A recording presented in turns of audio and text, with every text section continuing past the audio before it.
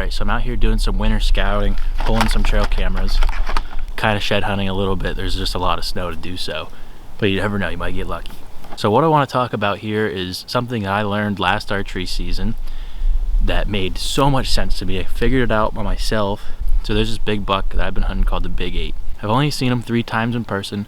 2 of them were in archery season last year and the year before, both on this mountain, both in the rut. So a little backstory, I found his sheds down in this bottom in the spring of 2019, I believe it was. And that's how I even knew that deer existed, was finding his sheds. And then I started placing trail cameras around the area and picking them up. So in 2019, I had one encounter with him on the other side of this hill. He came by me 15 yards chasing a doe. Couldn't get a shot at him. The last I saw that deer, I had a trail camera down in this bottom, probably a mile from here. On the 4th day of rifle season 2019, I had him going in front of my trail camera, full speed at 12 o'clock. Not what you want to see. That's the last picture I got of him. Ended up moving to Alaska for 9 months and never had any way to shed hunt or prove that he was alive. So came back 2020, it's the fall, and I was just starting from scratch. I had no scouting or trail cameras out or anything, and I had 2 weeks to get ready. So I threw a ton of cameras out all over this area. Not one of them picked them up. So I rolled him out as dead. Sure enough, I was hunting down on this side hill because the does like to come up, and I was trying to get bucks that are cruising across the does trails. Down here on these benches, it acts as a good pinch point to do so. And the wind was coming over my back this way. The top of the hill's up here. Good leeward side of the mountain. Bucks will be cruising. The doe bedding area is up here. All a buck has to do is just cruise this hillside out and wind any does up here. So it got to be about 10 o'clock and I walked up this hill on this bench and jumped a huge buck bedded with a doe. A few days before that, I checked a camera on the other side of the mountain and I had a buck on camera that looked very, very similar to the Big 8, but I did not think it was him because I thought he was going to get way bigger. He was still bigger and had the same antler characteristics, but for some reason in my mind, I just thought he was dead and I didn't think it was him. Well, when I jumped that big buck, I was like, that really looked like him. Like, I've been hunting in this area for the last 6 years and he is just much, much larger than any other buck. So during that hunt, I set up there, climbed the tree, and as I was climbing the tree, I turn around, there's a nice 7-point. I look at him through my binoculars, get a little film of him, and then the Big 8 steps out, and I said, yep, that is him.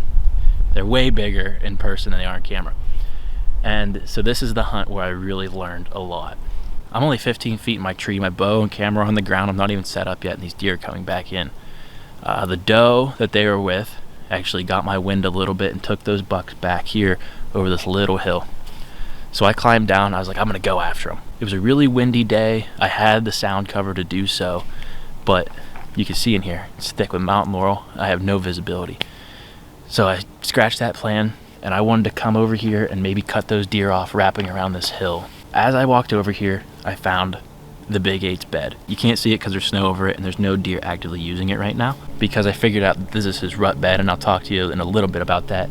But to talk more about that hunt, I came over here and I set up in this oak tree right here behind me, and he ended up coming back 40 yards below me, and I never got a shot at him. Haven't seen him since, haven't got him on a trail camera since. Hopefully one of these cameras has him on it and we'll know if he's alive. And I have a whole video from that entire hunt, and the link will be down in the description if you want to check that out. But now we're going to talk about this bed and why it's a rut bed, and it makes perfect sense to me. So down here, the does love to feed at night, and they come back up here and they bed throughout the day. The way this hill is angled is it goes kind of like a slope right out to where they feed, and they just walk diagonally up this hill and bed up here. So where these deer come up is about 100-yard span or so through here, but mostly focused into like 50 yards through here. Now, if I was a doe hunter, I would 100% be set up in this area to try to get a doe.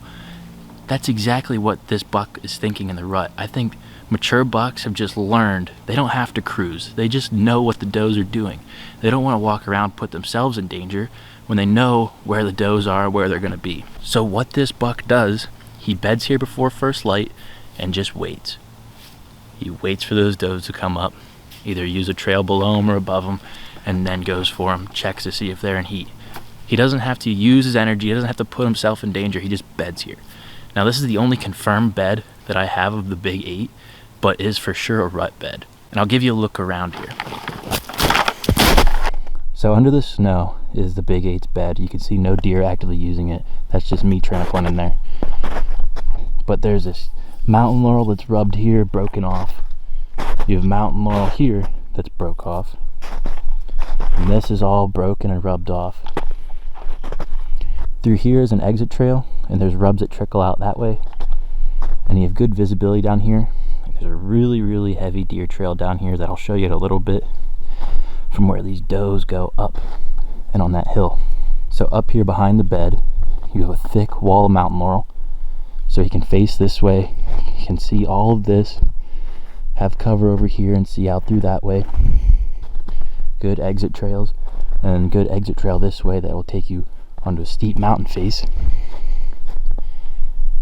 And you have a little hill, you have a little topography here, a little rise. When the wind is coming this way, this will make this the leeward side of the mountain. That buck can have the wind at his back, his eyes down here, and pick up any does.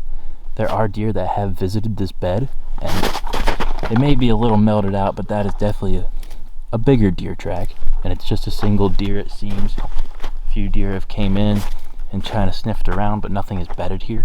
So the bed's facing this way. I'm going to walk down here and show you this heavy deer trail within eyesight of the bed. So here's a main trail that comes out of the bottom, up through here, up into the top where the does like to bed. And right up there, about as far as we can see, is where the bed was.